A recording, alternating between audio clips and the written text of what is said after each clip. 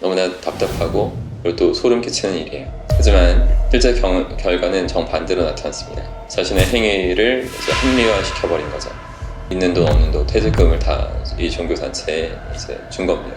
교주의 말에 더 기뻐하면서 이제 축제를 벌여요. 황당하시죠? 매우 심각한 인지 부조화 상태에 빠지게 되죠.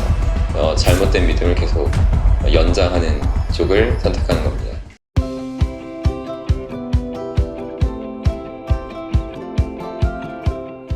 안녕하십니까 여러분의 심리 메토 백선입니다. 심리학 책 보시면 많이 나오는 용어예요. 필수적으로 뭐 알아야 된다고 생각하는 것 중에 하나인데 인지 부조화 이론 들어보셨나요? 인지 부조화 이론. 인지 부조화 이론 하면 바로 떠오르는 사람이 레온 페스팅거인데 인지 부조화 이론에서 사람들은 태도와 행동이 일치되지 않은 상태, 즉 부조화 상태가 되면 심리적으로 불편함을 느끼게 되고 극복하기 위해서 태도를 행동과 연관되게 변화시키려고 한다고 합니다. 사람들은 흔히 그럴듯한 이유를 들면서 자신의 태도를 바꾸죠. 그러면서 기존 자신의 행동을 합리화합니다. 그런 식으로 인지 부조화 상태를 극복하려고 하는 행동을 보이죠. 이와 반대로 행동이 먼저 이루어짐으로써 정서가 변화되는 경우도 있어요. 여러분 기분이 안 좋을 때 재밌는 영화 보시거나 일부러 소리내서 웃어 본다면 자신의 기분이 어느새 달라져 있음을 느낄 수 있었을 겁니다. 이런 거는 행동의 변화가 감정이나 생각의 변화를 가져올 수 있기 때문이죠. 이런 상황을 한번 생각해 보세요. 어떤 사람이 심리학 실험에 참여했어요. 중요한 실험이라는 얘기를 들은 겁니다. 정작 실험실에서는 5 더하기 8은 몇인가? 이런 너무나 단순한 산수 문제 500개를 주고 이제 풀라는 거예요. 그걸 또 이제 1시간 동안 넘게 계속 단순한 그런 문제들을 풀었죠. 그랬더니 이제 실험 조교가 한 가지 부탁을 더 해요.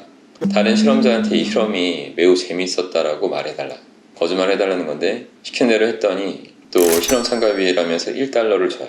그리고 마지막으로 이 실험이 얼마나 재미있었는지 또 실험이 얼마나 가치 있었는지 이런 것을 1점부터 10점까지 척도로 이렇게 해서 평가해달라 하는 겁니다. 그리고 대조군으로 똑같은 실험을 마치고 하기 싫은 거짓말을 해주고 나니까 이번엔 조교가 $100를 주면서 그러니까 똑같은 그 설문에 응답해달라고 하는 거예요. 과연 어떤 사람들이 더 좋게 안 좋게 또 평가를 했을까요? 이것이 이제 레온 페스팅거가 1957년에 한 실험이에요. 상식적으로는 이제 돈을 많이 받은 경우 사람들이 실험에 호의적인 평가를 해줬을 것 같죠. 하지만 실제 결과는 정반대로 나타났습니다. $1 받은 사람들이 오히려 이 실험을 더 재미있었다거나 더 의미가 가치가 있었다라고 했고 돈을 $100 받은 사람들은 사실 그대로 이 실험은 지루했다 이런 평가를 내렸어요. 왜 이런 차이가 나왔을까요? 이게 인지 부조화 이론으로 알 수 있죠. 페스팅거는 이런 현상을 인지 부조화로 설명한 겁니다. 그러니까 $1를 받은 사람들의 입장에서 보세요. 그럼 1시간 동안 아주 지겹게 일을 했는데 겨우 $1밖에 받지 못한 거예요. 이런 상황에서 사람들의 머릿속에 입력된 이 경험이 아주 지루한 일이었고 남한테 이 실험이 재밌다라고 말했죠. 그래서 결국 $1밖에 못 받은 거예요. 그러면 이 사람은 스스로 어리석거나 남을 속이는 나쁜 사람이라는 결론밖에 나오지 않는 건데 근데 대부분의 사람들은 자신을 착하고 더 똑똑하다고 믿고 싶어 하죠. 자기는 착하고 똑똑한데 멍청하거나 나쁜 일을 했다면 이 실험 참여 사건과 자신의 믿음, 갖고 있는 기존의 믿음 간의 이제 충돌이 발생하는 겁니다. 이런 충돌된 상황을 이제 페스팅거는 인지 부조화라고 한 거죠. 그러니까 인지 부조화가 생기면 사람들은 또 긴장하고 불안해집니다. 그래서 어떻게든 이런 부조화를 해소하려고 그런 시도를 하게 되죠. 그래도 이 실험은 재미있었고 학문의 발전에 뭔가 중요한 일이었을 거다. 나는 돈 때문에 이 실험이 재밌다고 한 게 아니라 이 실험 자체가 실제로 재밌었고 중요했기 때문에 그렇게 말한 거다. 이런 식으로 생각을 하니까 자신의 행위를 이제 합리화시켜버린 거죠. 하지만 이제 여러분 $100를 받은 사람들의 입장을 보세요. 사람들이 이런 고민을 할 필요가 없죠. 자기가 1시간 동안이나 이런 어리석은 실험을 해야 했는지를 충분히 정당화될 수 있는 돈을 받았기 때문이에요. $100라는 돈을. 그래서 충분한 보상을 받은 사람들은 실험 자체가 의미 있거나 재미있다고 평가할 필요가 없게 된 거죠. 그러니까 페스팅거가 이런 실험을 하게 된 그 계기가 뭐냐면 당시 미국에서 벌어졌던 그 종말 소동이 있었어요. 1950년대에 한 사이비 종교 교주가 자기는 수호신으로부터 신탁을 받아서 그리고 또 세상이 홍수가 나서 멸망할 건데 진정한 그 믿음을 갖고 있는 신도들만 홍수 전날 자정의 비행 접시가 와서 구출할 것이다. 그러니까 신도들이 난리가 났고 모두 다 직장 다니던 거 그만두고 있는 돈 없는 돈 퇴직금을 다 이 종교단체에 이제 준 겁니다. 자신의 믿음이 얼마나 더 이렇게 신실한지를 보여주기 위해서 한 행동들이었겠죠. 그들은 자신만 구원받는 것에 대해서 죄책감 느끼면서, 이것도 뭐 사이비 교주가 그렇게 조종했을 거예요. 분명히 더 많은 사람들한테 알려라, 많은 사람들한테 이 소식을 전하려고 애썼습니다. 그리고 나서 이제 D-Day가 온 거죠. 그 마지막 날로 예고된 그 구원의 날에 자정에 이제 광신도들이 모여서 비행 접시를 계속 기다렸는데 예정된 시간이 훨씬 지났음에도 불구하고 결국 아무 일도 일어나지 않았습니다. 그러니까 교주가 다시 나타나서 또 중대 발표를 해요. 신도들의 믿음에 대한 보답으로 전 세계가 이제 구원을 받게 됐다.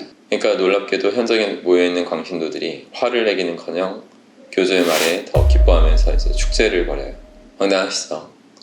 근데 이제 신도들의 입장을 보면 예고된 종말에 대비하느라고 신도들의 입장은 이제 많은 희생을 한 거잖아요. 직장도 다 관두고 저축했던 돈도 다 기부해버린 상태였고, 근데 이제 와서 모두 다 사기였다, 내가 속았구나, 이런 인정을 하면 어떻게 될까요? 매우 심각한 인지 부조화 상태에 빠지게 되죠. 이건 심한 불안감 그리고 두려움을 막 이렇게 일으킬 수 있는 일이기 때문에 광신도들은 고통스러운 현실을 받아들이는 것 대신 잘못된 믿음을 계속 연장하는 쪽을 선택하는 겁니다. 사실 사람마다 인지조화 상태가 다를 수 있어요. 그 말은 이제 현명한 사람이라면 인지조화 상태가 그 사람의 어떤 발전, 성공, 행복을 이루는데 도움이 되는 그런 지식이 수반된 상태로 이제 돼 있는 사람이 있고, 또 생각해보시면 반면에 현명하지 않은 사람들의 인지조화 상태는 오히려 보면 그들 스스로의 삶의 발전을 저해시키고 더 힘들게 만들고 더 고통받을 수 있도록 만드는 것임에도 불구하고 그게 인지조화 상태가 되어 있다는 거죠. 자신을 망치게 하는지도 모르고 계속 잘못된 인지조화 상태를 유지하면서 살아가는 그런 사람들이 있다는 겁니다. 여러분, 이건 정말 너무나 답답하고 그리고 또 소름 끼치는 일이에요. 그래서 이제 저도 어렸을 때부터 많이 느꼈지만 그 성공한 사람의 책을 읽고 성공한 사람을 만나고 어울리지 않는다면 이게 절대로 성공은 불가능하다라는 생각을 어렸을 때부터 했고, 그래서 그 행동들을 해낸 것입니다. 그러니까 왜냐면 다시 말해서 진짜 자신을 망치는 부분으로 인지조화 상태로 이루어진 이런 거는 참 정말 슬픈 일입니다. 그래서 여러분 항상 책을 가까이 하시고, 솔직히 책도 너무나 그냥 단순한 책들이 많아요. 솔직히 남을 디스하기 쉽지 않지만 뭐 죽고 싶었는데 뭐는 먹고 싶었어, 이런 책들 제발 좀 아닌 것 같고, 그런 잔잔한 어떤 위안 같지 않은 위안을 얻는 책은 멀리하시고 보니 진리가 담겨있고 실전 고수, 정말 강력한 실전 고수가 쓴 책만 열심히 보십시오. 그럼 항상 힘내십시오. 고맙습니다.